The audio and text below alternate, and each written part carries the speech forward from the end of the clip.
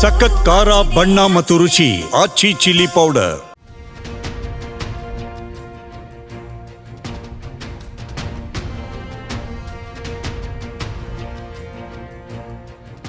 ಮೋಡಾದಲ್ಲಿ ನಡೆದ ನಿವೇಶನ ಹಂಚಿಕೆ ಅಕ್ರಮಗಳ ಆರೋಪಕ್ಕೆ ಸಂಬಂಧಿಸಿದಂತೆ ಮುಖ್ಯಮಂತ್ರಿ ಸಿದ್ದರಾಮಯ್ಯ ಹಾಗೂ ಇತರ ಮೂವರ ವಿರುದ್ಧ ಲೋಕಾಯುಕ್ತ ಪೊಲೀಸರು ಸಲ್ಲಿಸಿರುವ ಬಿ ವರದಿಯ ಮೇಲೆ ಆದೇಶವನ್ನು ನೀಡಲು ಪ್ರಕರಣಕ್ಕೆ ಸಂಬಂಧಿಸಿದ ಕೇಸ್ ಡೈರಿಯನ್ನ ಡಿಸೆಂಬರ್ 23ರ ಒಳಗೆ ಹಾಜರುಪಡಿಸುವಂತೆ ವಿಶೇಷ ನ್ಯಾಯಾಲಯ ಗುರುವಾರ ಲೋಕಾಯುಕ್ತ ವಿಶೇಷ ಸಾರ್ವಜನಿಕ ಅಭಿಯೋಜಕರಿಗೆ ಸೂಚನೆಯನ್ನ ನೀಡಿದೆ. ಪ್ರಕರಣದಲ್ಲಿ ಮುಖ್ಯಮಂತ್ರಿ ಸಿದ್ದರಾಮಯ್ಯ, ಪತ್ನಿ ಬಿಎಂ ಪಾರ್ವತಿ ಸೇರಿ ಇತರರಿಗೆ ಕ್ಲೀನ್ ಚಿಟ್ ನೀಡಿ ಲೋಕಾಯುಕ್ತ ಪೊಲೀಸರು ಸಲ್ಲಿಸಿದ್ದ ಬಿ ರಿಪೋರ್ಟ್ನ ಆಕ್ಷೇಪಣಾ ಅರ್ಜಿ ಕುರಿತು ನ್ಯಾಯಾಲಯ ಗುರುವಾರ ವಿಚಾರಣೆಯನ್ನು ನಡೆಸಿತ್ತು. ತನಿಖಾ ಸಂಸ್ಥೆ ಮುಂದಿನ ತನಿಖೆಗೆ ಸಂಬಂಧಿಸಿದ ಯಾವುದೇ ದಾಖಲೆಗಳನ್ನು ನ್ಯಾಯಾಲಯದ ಮುಂದೆ ಇಟ್ಟಿಲ್ಲ. ಆದ್ದರಿಂದ ಈಗಾಗಲೇ ಸಲ್ಲಿಸಿರುವ ವರದಿಯ ಆಧಾರದಲ್ಲೇ ನ್ಯಾಯಾಲಯ ಮುಂದುವರಿಯಬೇಕಾಗುತ್ತದೆ. ಹೀಗಾಗಿ ಮುಂದಿನ ವಿಚಾರಣೆಯೊಳಗೆ ಕೇಸ್ ಡೈರಿಯನ್ನ ಸಲ್ಲಿಸಬೇಕು. ಮಧ್ಯಂತರದಲ್ಲಿ ದೂರುದಾರರು ಅಥವಾ ಜಾರಿ ನಿರ್ದೇಶನಾಲಯ ಅಂದರೆ ಇಡಿ ಪ್ರತಿಕ್ರಿಯೆ ಸಲ್ಲಿಸಬಹುದು ಎಂದು ನ್ಯಾಯಾಧೀಶ ಸಂತೋಷ್ ಗಜಾನನ್ ಭಟ್ ತಿಳಿಸಿದ್ದಾರೆ. ಇದೇ ವೇಳೆ ವಿಚಾರಣೆಯನ್ನ ಡಿಸೆಂಬರ್ 23ಕ್ಕೆ ಮುಂದೂಡಲಾಗಿದೆ.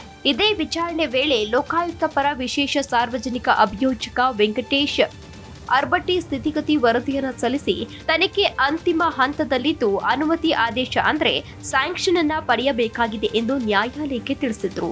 ಆದರೆ ದೂರುದಾರರಾದ ಸ್ನೇಹಮಯಿ ಕೃಷ್ಣ ಅವರ ಪರ ವಕೀಲರು ವಾದ ಮಂಡಿಸಿ ಪ್ರಕರಣದ ಆರೋಪಿಗಳಾದ ಮುಖ್ಯಮಂತ್ರಿ ಸಿದ್ದರಾಮಯ್ಯ, ಅವರ ಪತ್ನಿ ಬಿಎಂ ಪಾರ್ವತಿ, ಮಲ್ಲಿಕಾರ್ಜುನ್ ಹಾಗೂ ದೇವರಾಜ್ ವಿರುದ್ಧ ಯಾವುದೇ ಮುಂದಿನ ತನಿಖೆ ಇದುವರೆಗೂ ನಡೆದಿಲ್ಲ ಎಂದು ಆಕ್ಷೇಪವನ್ನ ವ್ಯಕ್ತಪಡಿಸಿದರು.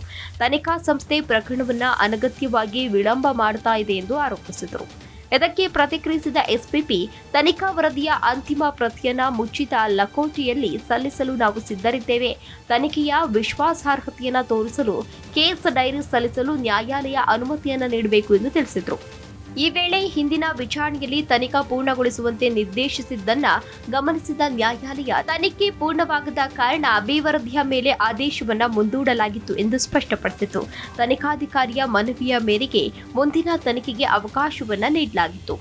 ಅಕ್ಟೋಬರ್ 9ರಂದು ತನಿಖೆಯನ್ನ ಪೂರ್ಣಗೊಳಿಸಲು 2 ತಿಂಗಳುಗಳ ಕಾಲ ಅವಕಾಶವನ್ನ ನೀಡಲಾಗಿತ್ತು.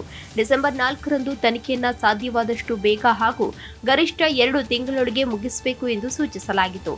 ಇದರರ್ಥ ಅವಧಿಯ ಕೊನೆಯ ದಿನದವರೆಗೂ ಕಾಯಬೇಕು ಎಂದಲ್ಲ. ಮುಂದಿನ ವಿಚಾರಣೆಗೆ ಮತ್ತಷ್ಟು ಮುಂದೂಡಿಕೆ ನೀಡುವುದಿಲ್ಲ ಎಂದು ನ್ಯಾಯಾಲಯ ತಿಳಿಸಿತು. ಇದೇ ವೇಳೆ ಮಾಜಿ ಮೂಡ ಆಯುಕ್ತ ಜಿಟಿ ದಿನೇಶ್ ಕುಮಾರ್ ಅವರನ್ನ ವಿಶೇಷ ನ್ಯಾಯಾಲಯದ ಮುಂದೆ ಹಾಜರುಪಡಿಸಲಾಗಿದ್ದು, ನ್ಯಾಯಾಲಯ ಡಿಸೆಂಬರ್ 31ರವರೆಗೆ ನ್ಯಾಯಾಂಗ ಬಂಧನವನ್ನು ವಿಸ್ತರಿಸಿದೆ. ಹಾಗಾದ್ರೆ ಏನಿದು ಮೂಡ ಹಗರಣ ಅಂತ ನೋಡೋದಾದ್ರೆ, ಮೈಸೂರು ನಗರಾಭಿವೃದ್ಧಿ ಪ್ರಾಧಿಕಾರದ ನಿವೇಶನ ಹಂಚಿಕೆ ವಿಚಾರದಲ್ಲಿ ಭಾರಿ ಅಕ್ರಮ ನಡೆದಿದೆ ಎಂದು ಆರೋಪಿಸಲಾಗಿತ್ತು. ಮೈಸೂರಿನ ಕೆಸರೆ ಗ್ರಾಮದಲ್ಲಿ 3.16 ಎಕರೆ ಸೈಟ್ಗೆ ಪ್ರತಿಯಾಗಿ 50-50 ಅನುಪಾತದಲ್ಲಿ ಸಿಎಂ ಸಿದ್ದರಾಮಯ್ಯ ಅವರ ಪತ್ನಿ ಪಾರ್ವತಿಯವರಿಗೆ ಮೈಸೂರಿನ ಪ್ರಖ್ಯಾತ ವಿಜಯನಗರದಲ್ಲಿ 14 ಸೈಟ್ ನೀಡಿರುವುದು ಇದು ಸ್ಕ್ಯಾಮ್ ಎನ್ನಲು ಕಾರಣವಾಗಿದೆ. ಇನ್ನು ಸಿದ್ದರಾಮಯ್ಯ ಹಾಗೂ ಕಾಂಗ್ರೆಸ್ನ ನಾಯಕರು ಪಾರ್ವತಿ ಅವರಿಗೆ ನೀಡಿರುವ ಸೈಟ್ ನ್ಯಾಯ ಸಮ್ಮತವಾಗಿದೆ ಎಂದು ಹೇಳಿರುವುದಲ್ಲದೆ ಬಿಜೆಪಿ ಅಧಿಕಾರದಲ್ಲಿದ್ದ ಸಮಯದಲ್ಲಿಯೇ 50-50 ಅನುಪಾತದಲ್ಲಿ ಸೈಟ್ ನೀಡಲಾಗಿದೆ ಎಂದು ಹೇಳಿವೆ. ಕೆಸರಿ ಗ್ರಾಮದ ಜಾಗದ ಬದಲು ವಿಜಯನಗರ ಲೇಔಟ್ನಲ್ಲಿಯೇ ಬದಲಿ ನಿವೇಶನದ ಹೆಸರಲ್ಲಿ ಅವ್ಯವಹಾರ ನಡೆಸಿದ ಆರೋಪ ಕೇಳಿಬಂದಿತ್ತು. ಮೈಸೂರು ತಾಲೂಕು ಕೆಸರೆ ಸರ್ವೆ ನಂಬರ್ 464 ವ್ಯಾಪ್ತಿಯ 3.16 ಗುಂಟೆ ಜಮೀನನ್ನ ಭೂಸ್ವಾಧೀನಕ್ಕೆ ಪರ್ಯಾಯವಾಗಿ ವಿಜಯನಗರ ಬಡಾವಣೆಯಲ್ಲಿ 14 ಸೈಟ್ ಮಾಡಿ ಹಂಚಿರುವ ಆರೋಪ ಕೇಳಿಬಂದಿತ್ತು. 1998ರಲ್ಲಿ ದೇವರಾಜ್ ಎಂಬುವರ ಹೆಸರಿಗೆ ಡಿನೋಟಿಫೈ ಆಗುತ್ತದೆ. ಆದರೆ 2004ರಲ್ಲಿ ಸಿಎಂ ಸಿದ್ದರಾಮಯ್ಯನವರ ಪತ್ನಿ ತಮ್ಮ ಮಲ್ಲಿಕಾರ್ಜುನ್ ರವರಿಂದ ಖರೀದಿ ಮಾಡಲಾಗುತ್ತದೆ.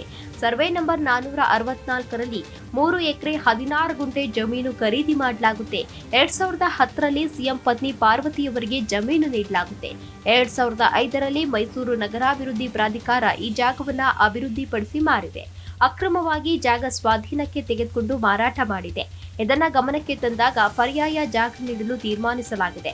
ಬಳಿಕ ಸಿದ್ದರಾಮಯ್ಯನವರ ಪತ್ನಿಗೆ ಬೇರೆ ಕಡೆ ಜಾಗವನ್ನ ಕೂಡ ನೀಡಲಾಗಿತ್ತು.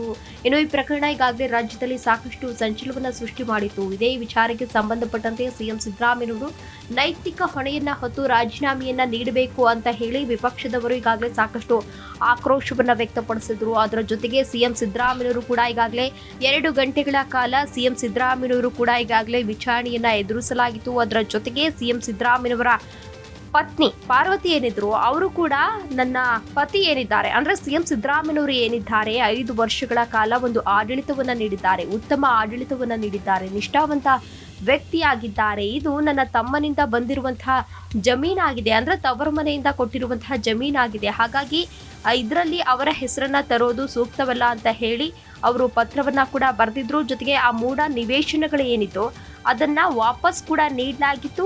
ಅದರ ಜೊತೆಗೆ ಸಿಎಂ ಪತ್ನಿ ಹಾಗೂ ಭೈರತಿ ಸುರೇಶ್ ರವರಿಗೆ ಕ್ಲೀನ್ ಚಿಟ್ ಅನ್ನ ಕೂಡ ಈ ಹಿಂದೆ ನೀಡಲಾಗಿತ್ತು.